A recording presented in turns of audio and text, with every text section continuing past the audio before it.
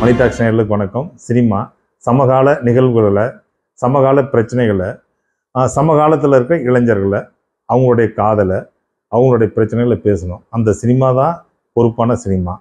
அந்த சினிமா வெற்றி படமாக அமையுதா தோல்வி படமாக அமையுதா அப்படிங்கிறத விட அது ஒரு பொறுப்பான சினிமா. அந்த சினிமாவை பற்றி நிறைய விவாதிக்கப்படுதுன்னாவே அந்த சினிமா வந்து பொறுப்பான சினிமா தான். பிரபுராம் வியாஸ் இயக்கத்தில் மணிகண்டன், ஸ்ரீ கௌரி இவங்க நடிச்சிருக்க படம் தான் லவ்வர். இந்த படம் வந்து வெள்ளிக்கிழமை ரிலீஸ் ஆகிருக்கு. ரிலீஸ் ஆன பிறகு நிறைய விவாதிக்கப்படுது இந்த படத்தை பற்றி. சிவாஜி காலத்தில், எம்ஜிஆர் காலங்களில் வெளிவந்த மிகப்பெரிய காதல் காவியம் வசந்த மாளிகை. அதுக்கு அடுத்த காலகட்டத்தில் டி ராஜேந்திரனுடைய ஒருதலை ராகமும் ரயில் பயணங்களிலும் மிகப்பெரிய காதல் படமாக உணரப்பட்டது. இப்போ அதுக்கு அடுத்தது வந்து பார்த்திங்கன்னா விஜய், அஜித் இந்த காலத்தில் காதலுக்கு மரியாதை, இது மாதிரி நிறைய படங்கள் வந்து காதலர்களான பிரச்சனைகளை, காதலர்கள் எப்படி இருக்கணுங்கிறத பேசியிருக்கு. இதெல்லாம் மிகப்பெரிய காதல் காவியமாக பார்க்கப்பட்டது. இந்த படங்களில் பார்த்தீங்கன்னா பிரேக்கப் அப்படின்னு சொல்லிட்டு காதலனை பிரித்து விடுறதே பெண்கள் தான். ஏன் பெண்கள் வந்து அவங்க மட்டும் பிரேக்கப் வந்து சொல்கிறாங்க ஆண்கள்கிட்ட, ஆண்கள் சொல்கிறது இல்லையே அப்படின்னு கேட்டால், பெண்கள் எப்பவுமே பொதுவாக பார்த்தீங்கன்னா தனக்கு பாதுகாப்பாக ஒரு ஆண் வேணும் அப்படின்னு நினைப்பாங்க. இவ்வளோதான் அவங்களுடைய எதிர்பார்ப்பை. அதுக்கு அடுத்தது தான் பார்த்தீங்கன்னா எல்லாம் சொல்கிறாங்க இல்லையா, என் புருஷன் தான் எனக்கு மட்டும்தான், அல்லது என் ஆள் என்னோட மட்டும்தான் இருக்கணுங்கிறது அதுக்கு அடுத்தது தான்.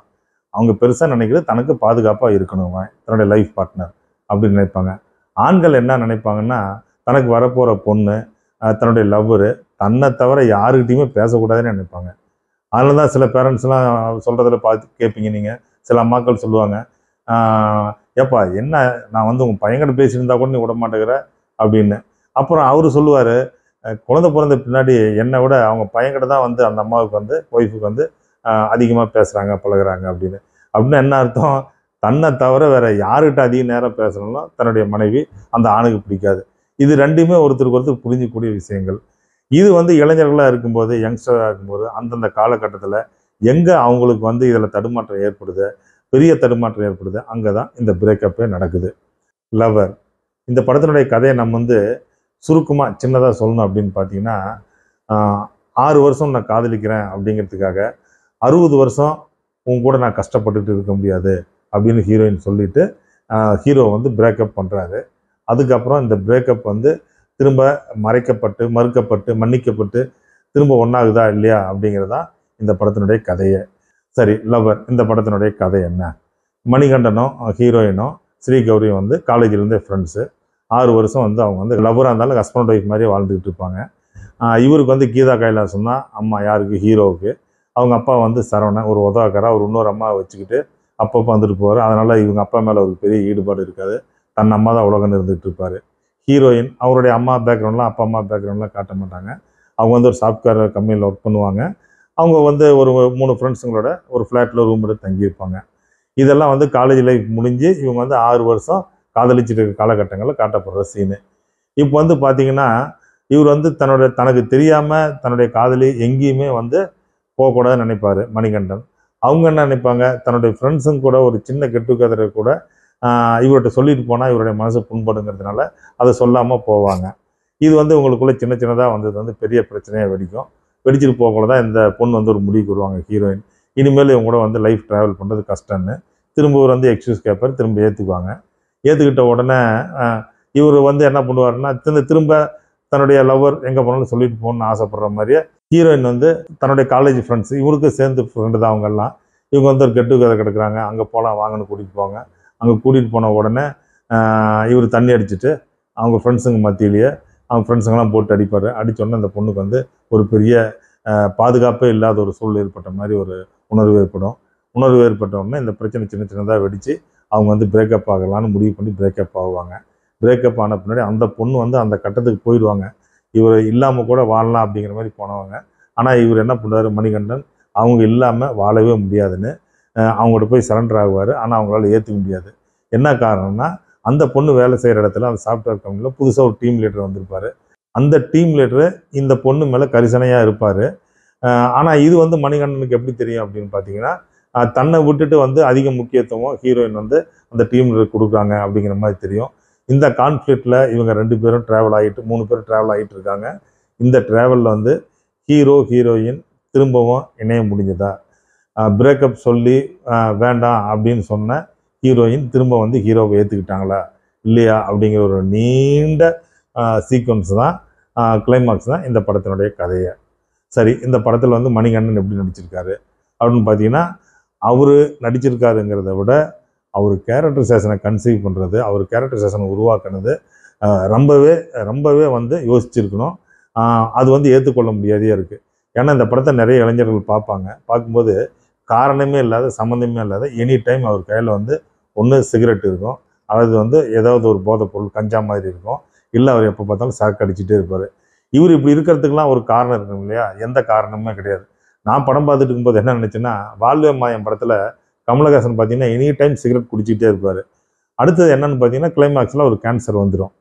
அதுக்காக வந்து டைரக்டர் புரிய வைக்கணுங்கிறதுக்காக கமலஹாசனுடைய கேரக்டரைசேஷனை தம் அடித்து அவருக்கு வந்து கேன்சர் வந்துருச்சுன்னு வச்சுருக்காருன்னு நினச்சிட்டு, நான் அப்போ அந்த படத்தை பார்க்கும்போது தெரிஞ்சது அது மாதிரி தான் இருக்குமோ இந்த படத்தில் நினச்சிட்டேன். ஹீரோ தம் அடிச்சுட்டே இருக்காரு, ஒருவேளை செகண்ட் ஹாஃப்லுக்கு ஏதோ ஒரு கேன்சர் வந்துருமோ என்னன்னு தெரியலன்னு. அப்படிலாம் எதுவுமே கிடையாது. அவர் தம் அடிக்கிறதுக்கு உண்டான எந்த பேக்ரவுண்டுமே கிடையாது. அவருடைய கேரக்டரை வந்து எஸ்டாப்ளிஷ் பண்ணும் அப்படிங்கிறதுக்காகவே அவர் வந்து ஒவ்வொரு ஷாட்லேயும் டைரக்டர் வந்து தம் அடிக்கிற மாதிரியோ அல்லது வந்து ட்ரிங்க்ஸ் யூஸ் பண்ணுற மாதிரியோ காட்டியிருக்காங்க. இதை டோட்டலாகவே அவாய்ட் பண்ணியிருந்துக்கலாம். இன்றைக்கி இருக்கிற யங்ஸ்டர்ஸில் வந்து எல்லாருமே இவர் மாதிரி இருக்காங்க அப்படின்னு சொல்ல முடியாது. சரி, ஓகே. அதுக்கு அடுத்தது வந்து சரவணனுடைய கேரக்டரு, யார், ஹீரோடைய அப்பா வரவர். அது வந்து எதுக்கு காட்டியிருக்காங்க அப்படின்னு பார்த்தீங்கன்னா, ஹீரோடைய அம்மா வந்து கீதா கைலாசம் எந்த சூழ்நிலையிலையும் தன்னுடைய குடும்பம் எந்த இடத்துலையுமே பிரிஞ்சிடக்கூடாது அப்படிங்கிறதுக்காக உதவாக்கிற கணவனை கூட அனுசரித்து வாழ்ந்துக்கிட்டு இருக்கிறாங்க இவ்வளோ காலகட்டங்களில்.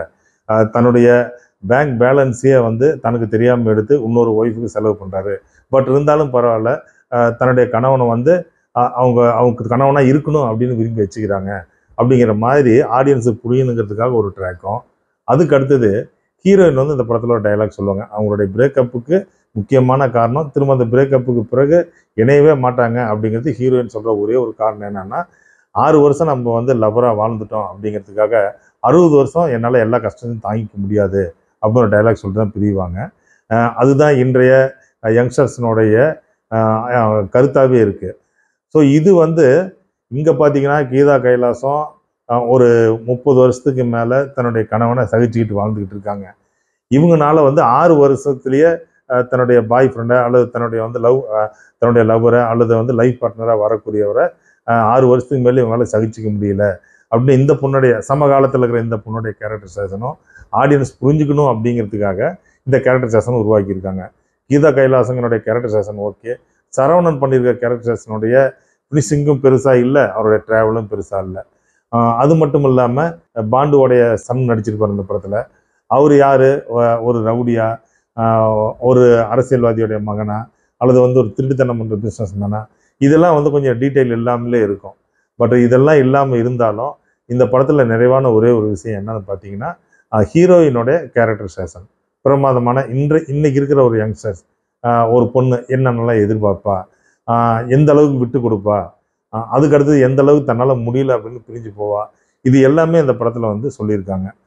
இந்த பொண்ணுடைய கேரக்டரைசேஷனோ அல்லது வந்து இவளுக்கு வந்து டீம் லீடராக வர யூடியூபர்னா ஒருத்தர் நடிச்சிருப்பாரு, அவருடைய கேரக்டரைசேஷன், இது எல்லாமே வந்து நல்லா கன்சீவ் பண்ணியிருப்பாங்க.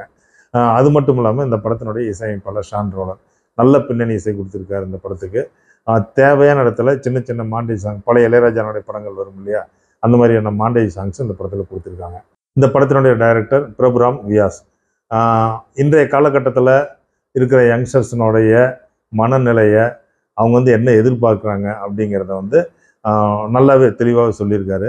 4 பொண்ணுங்க சேர்ந்தா அந்த இடத்துக்கு ஒரு பையன் கூட வந்துட்டா அவங்க எனி டைம் வந்து அவங்களுடைய என்டர்டைன்மெண்ட்டை பார்த்தீங்கன்னா தண்ணி அடிக்கலாம், அதுக்கடுத்து வந்து ஸ்மோக் பண்ணலாம், அதுக்கடுத்து புதுசாக வந்திருக்கு ஏதோ போதை பொருளை வந்து ட்ரை பண்ணி பார்க்கலாம்.